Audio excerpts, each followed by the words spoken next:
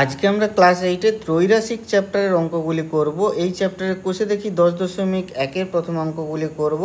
তবে ত্রৈরাশিক কি, ত্রৈরাশিক বলতে গিয়ে বলি মিনিমাম 3টে মান দেওয়া থাকে, আমাদের আরেকটা অজানা মান থাকে, মানে অজানা মানটাকে আমাদের বের করতে হবে।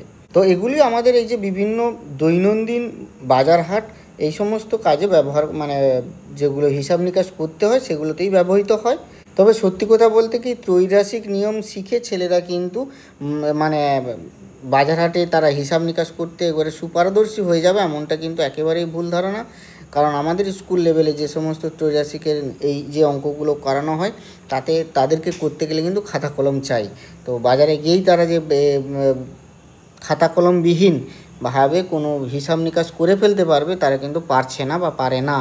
আমরা এই অঙ্কগুলি করার জন্য একটা গাণিতিক মডেল লিখব, একটা গাণিতিক মডেল ব্যবহার করব। গাণিতিক মডেল মানে একটা লেখা, তথ্যগুলো দেওয়া থাকবে, তাকে একটা বিশেষ আকারে আমরা লেখার পরে আমরা অজানা মানটা বের করব আর তাদের মধ্যে একটা আনুপাতিক সম্পর্ক আমরা নির্ণয় করব, তারপরে অঙ্কটা বের করব। প্রত্যেকটি ক্ষেত্রেই একই জিনিস, ফলে আমি খুব চটজলদিভাবে জাস্ট ওই গাণিতিক মডেলগুলো লিখে দিয়ে যাচ্ছি। বাকি ক্যালকুলেশনগুলো তোমরা অবশ্যই করতে পারবে। যেমন দেখো, 1-এর দাগের অঙ্কে, আজ আমার বাবা এত টাকা এত কিগ্রা চাল এনেছেন, যদি এত কিগ্রা একই রকম চাল কিনতেন কত টাকা খরচ করতেন। আমার কিচ্ছু পড়ার দরকার নেই, গল্প কোনো পড়ার দরকার নেই, আমি শুধু দেখব কি কি রাশি আছে। 390 টাকা এটা একটা তথ্য, 15 কিগ্রা এটা আরেকটা তথ্য, 17 কিগ্রা এটা আরেকটা তথ্য। আমাকে বের করতে হবে কি কত টাকা, মানে এই টাকাটা বের করতে হবে।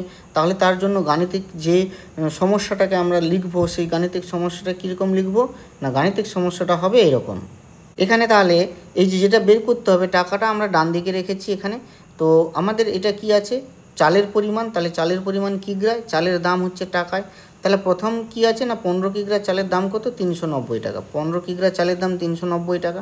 তাহলে 17 কিগ্রা চালের দাম কত, 17 কিগ্রা চালের দাম কত, এটা জানতে চেয়েছে, তাই আমাদের জিজ্ঞাসা চিহ্ন। এদের মধ্যে কি সম্পর্ক আছে আমরা জানি, চালের যদি বেশি চাল কিনতে যাই তাহলে বেশি দাম লাগবে, তাহলে সম্পর্ক হচ্ছে সরল, সমানুপাত হচ্ছে সরল।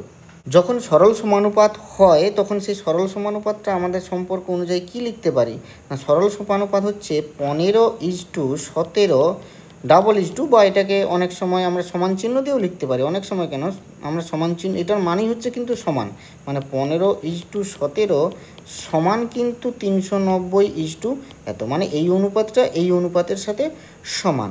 তবে এখানে কিন্তু আমি অনেককেই লিখতে দেখেছি, এরকম অনেক ছাত্রছাত্রী লিখেছে কি না, তারা লিখেছে অনেকেই 15:390 সমান 17 কত সরল সমানুপাত হলে, এরকম কিন্তু লিখেছে। তবে এই জিনিসটা লেখাটা কিন্তু ভুল, এভাবে লিখবে না। যদিও উত্তর কিন্তু একই আসবে তবুও এভাবে লিখবে না। এটার কারণ হচ্ছে এই, অনুপাত কখনো কিন্তু বিষম জাতীয় রাশির ক্ষেত্রে অনুপাত হয় না। এখানে দেখো এই রাশিটার একক কি কিগ্রা, এই রাশিটা কি টাকা, কিগ্রার সাথে টাকার কখনো তুলনা করা যায় না। অনুপাত মানে কি তুলনা, দুটো সমজাতীয় রাশির মধ্যে তুলনা করাটাই হচ্ছে অনুপাত। তো এইটার মধ্যে তুলনা হবে, তাহলে 15:17 হবে, আর এইটা এটা হবে, মানে এখানে যে পরিমাণ যে অনুপাত আছে, যে অনুপাতে এই রাশিটা আছে এই সেম অনুপাতে কিন্তু এই রাশিটাও থাকবে। অর্থাৎ যে অনুপাতে চালের পরিমাণ বাড়বে বা কমবে সেই অনুপাতেই চালের দাম বাড়বে বা কমবে, এটাই সরল সমানুপাত। এই কারণে এইভাবে অনুপাত লিখবে। আর এখান থেকে আমরা যখন এরকম দুটি অনুপাত সমান হবে তখন আমরা জানি অনুপাতের সমানুপাতিক যে সম্পর্কের নিয়মের ক্ষেত্রে আমরা কি জানি, যে মাঝের দুটির গুণফল সমান হয় ধারের দুটির গুণফল। তাহলে অবশ্যই এখান থেকে আমরা বলতে পারি যে 15 গুণ জিজ্ঞাসা চিহ্ন সমান 17 গুণ 390, দিস ইমপ্লাই জিজ্ঞাসা চিহ্ন সমান 17 গুণ 390 ওভার 15। এখানে ক্যালকুলেশন করলে যে অ্যান্সারটা হবে সেটাই হচ্ছে অ্যান্সার। তবে আমি এখানে বলবো যে এই আনুপাতিক সম্পর্কটাকে না লিখলেও চলে, তোমরা যদি সিম্পল বলে দাও যে সম্পর্ক কি সরল সম্পর্ক, সমানুপাত কি সরল সমানুপাত, তারপরে যদি বলো অতএব যে জিজ্ঞাসা চিহ্ন সমান হচ্ছে কত, না এটা যখনই সরল সমানুপাত হবে না তখন একটা ভগ্নাংশটা কি হবে না নিচের বাই উপরের, মানে 17 ভাজিত 15 এটাই হবে ভগ্নাংশ। এই 17 গুণ 15 গুণ হচ্ছে 390, এই সংখ্যাটার সাথে এই ভগ্নাংশের গুণ হবে যখন সরল হবে। যদি ব্যস্ত হয় তাহলে প্রথম বাই দ্বিতীয় মানে উপরেরটা বাই নিচেরটাই হতো। যেমন যেমন ছিল তেমন তেমন ব্যস্তর ক্ষেত্রে, কিন্তু সরলের ক্ষেত্রে উল্টোটা। তার মানে সরলের ক্ষেত্রে এইরকম অনুপাত আর ব্যস্তর ক্ষেত্রে এরকম অনুপাত। এটা সমান কত হবে? 15 দুগুণে 30, 15 ছয় 90, সমান হবে কত? 442। তাহলে 442 টাকা খরচ করতেন, এটাই হবে অ্যান্সার। একইভাবে 2-এর দাগের ক্ষেত্রে দেখো, এটা 20 মিটার।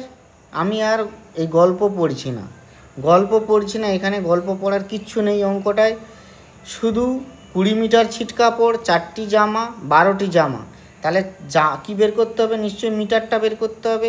তাহলে ছিট কাপড়ের পরিমাণ, জামার সংখ্যা, এইটা যখন জামার সংখ্যা, তাহলে 4টি জামা 20 মিটার, তাহলে 12টি জামা কত? তাহলে জামা যত বাড়বে এটা কি করতে হবে? ছিট কাপড়ে জামা তৈরি করবে। তার মানে কি, যত জামা ছিট কাপড় বেশি দেব তত জামা বেশি হবে। তার মানে কি, সম্পর্ক সরল, সমানুপাত সরল। অবভিয়াসলি আমাদের ভগ্নাংশ হবে উল্টো দিকটা, মানে নিচ থেকে উপরে। তাহলে মানে জিজ্ঞাসার চিহ্ন সমান হবে 20 গুণিতক 12/4, 12/4 মানে 4 5-এ 20, 12 5-এ 60। তাহলে অ্যান্সার হবে 60 মিটার হচ্ছে গিয়ে এটাখানে ছিট কাপড় কিনে দিতে হবে। একইভাবে 3-এর দাগে দেখছি, 3-এর দাগে ওই একই 30 জন, 15 দিন, 25 জন, কত দিন? তাহলে আমার গল্প পড়ার দরকার নেই, এটাকেই গাণিতিক সমস্যা, গাণিতিক মডেলে লিখে ফেলছি। তাহলে লোক সংখ্যা সময়, লোক সংখ্যার ক্ষেত্রে 30 জন 15 দিনে কাজটি করে, তাহলে 25 জন কত দিনে? এখানে যত বেশি লোক হবে তত কাজটি কম দিনে শেষ হয়ে যাবে। যত আমি বেশি লোক লাগাবো তাহলে কাজটি আমার সময়ে বেশি কম সময়ে শেষ হয়ে যাবে। তাহলে সম্পর্কটা কি? ব্যস্ত। তাহলে সমানুপাত ব্যস্ত। তাহলে আমার ভগ্নাংশ কি হবে? ভগ্নাংশ হবে সোজা, ঠিক আছে, 30/25।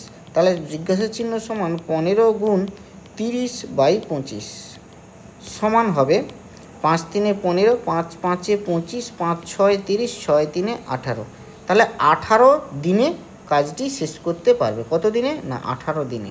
4-এর দাগেরও গল্প পড়ার দরকার নেই, খুব সহজ সোজাসাপটা গল্প। 40 কিমি বেগ, 5 ঘন্টা, ঘন্টা 50 কিমি মানে এটাও বেগ। তাহলে কত সময়? তাহলে আমরা লিখব গতিবেগ কিমি প্রতি ঘন্টা, সময় ঘন্টা।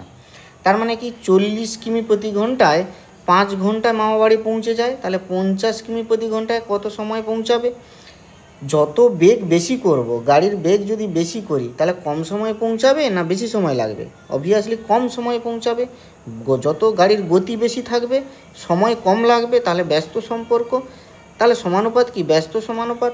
তাহলে অবভিয়াসলি আমার হচ্ছে ভগ্নাংশ হবে সহজ ভগ্নাংশ, সরল ভগ্নাংশ। মানে সরল বলতে একেবারে উপরটা বাই নিচেরটা।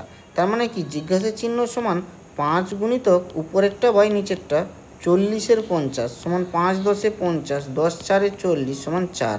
তাহলে অ্যান্সার হবে 4। তাহলে বাড়ি পৌঁছাতে কত সময় লাগবে? 4 ঘন্টা।